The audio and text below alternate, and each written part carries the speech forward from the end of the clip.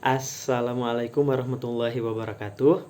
Saya Dadan Daryadi akan mempresentasikan tugas UTS saya dalam mata kuliah Moderasi Beragama dari dosen pengampu Pak Ibnu Imam Al-Ayyubi MPD.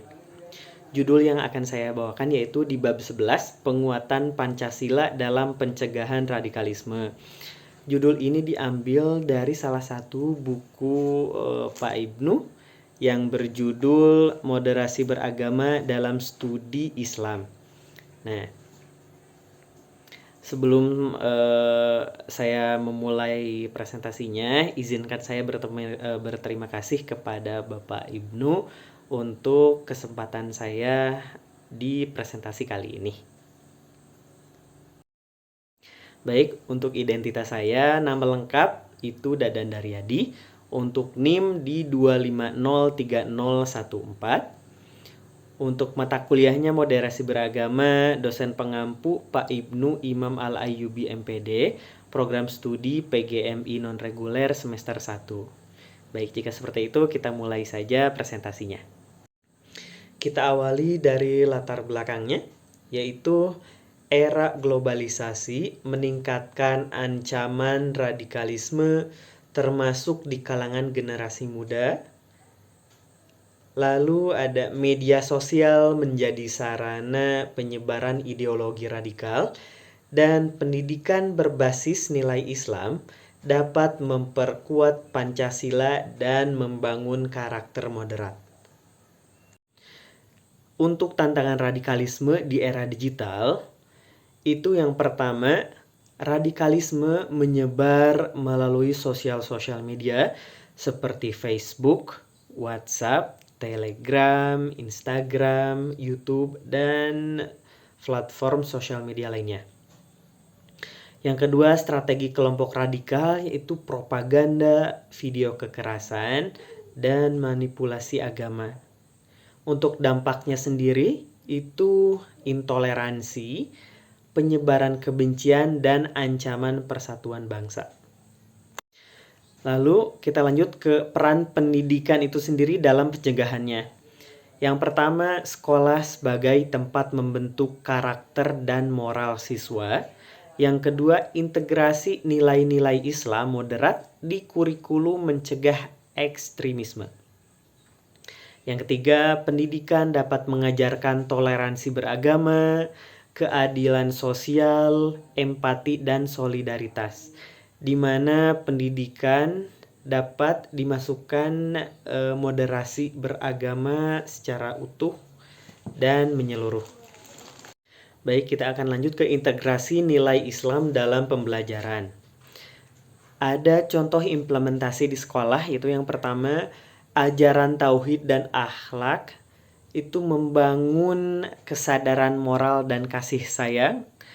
Untuk yang kedua ada ilmu fikih dan akhlakul karimah, itu menanamkan toleransi dan moderasi. Yang ketiga, itu ada sejarah Islam dan Pancasila, itu menghubungkan nilai-nilai persatuan dan keadilan. Yang keempat, penguatan etika digital, yaitu mengajarkan bijak bermedia sosial sesuai Islam dan Pancasila. Baik, untuk keselarasan Pancasila dan nilai Islam itu sendiri, saya akan bahas satu persatu dari sila pertama sampai sila terakhir. Untuk sila pertama yaitu ketuhanan yang Maha Esa, integrasi nilai Islamnya itu toleransi, akhlakul karimah, dan menjauhi ekstremisme. Lalu sila kedua, kemanusiaan yang adil dan beradab. Integrasi nilai Islamnya itu empati, solidaritas, dan menghargai perbedaan. Yang ketiga, persatuan Indonesia, yaitu persaudaraan sesama muslim dan non-muslim. Yang keempat, kerakyatan yang dipimpin oleh hikmat kebijaksanaan dalam permusyawaratan perwakilan, yaitu nilai integrasinya dialog, musyawarah, dan menghindari kekerasan. Lalu yang kelima, keadilan sosial bagi seluruh rakyat Indonesia, itu membantu sesama dan menolak diskriminasi. Kita lanjut ke strategi implementasi dalam pembelajaran. Yang pertama, kurikulum dan pembelajaran tematik, yaitu mata pelajaran PAI, pendidikan Pancasila, dan budi pekerti, itu dapat fokus pada nilai moderat. Yang kedua ada kegiatan ekstrakurikuler seperti OSIS, pramuka, dakwah kampus atau sekolah, itu dapat praktik nilai persatuan dan keadilan. Yang ketiga ada literasi digital, itu edukasi penggunaan media sosial yang bijak sesuai Islam dan Pancasila. Lalu yang keempat, pembiasaan akhlak mulia. Dari salam itu menghormati guru, teman, dan gotong royong. Untuk dampak integrasi nilai Islam itu sendiri, yang pertama ada siswa menjadi lebih toleran dan moderat. Yang kedua, mengurangi resiko terpapar ideologi radikal. Yang ketiga, menumbuhkan kesadaran sosial dan keadilan, lalu memperkuat persatuan nasional sesuai Pancasila.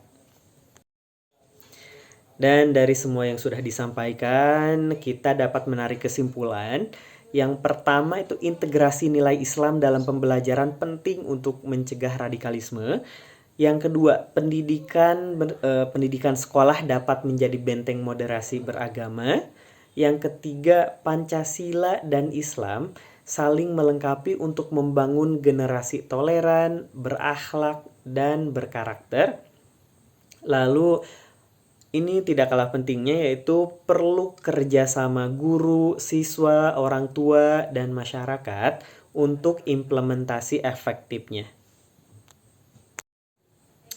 Nah, semua materinya sudah saya sampaikan. Jika seperti itu, terima kasih atas atensinya. Terima kasih juga Pak Ibnu. Dan kurang lebihnya mohon maaf. Wassalamualaikum warahmatullahi wabarakatuh.